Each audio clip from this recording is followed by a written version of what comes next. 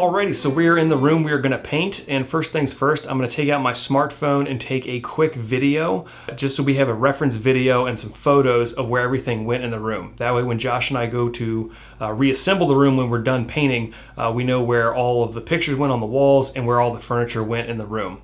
Next, we're going to pull out all of the smaller pieces of furniture that are in here and move them to a spare room.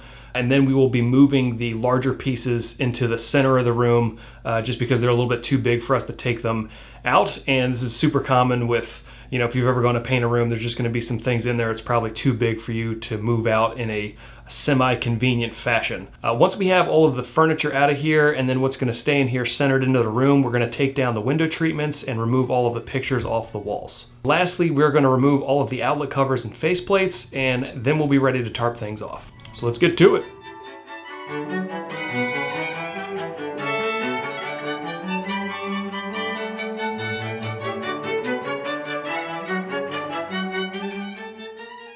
All right, so Josh and I are gonna move the furniture now, and where you'll see us using these furniture movers. Now this one has the like the fuzzy carpet side to it. You would use this if you were moving heavy furniture on hardwood floors so you don't scratch the hardwoods. But since we are moving stuff on carpet, we're actually gonna remove these, and then it's just gonna be this very nice flat disc here that'll slide really nicely on the carpet. So that is what we're using.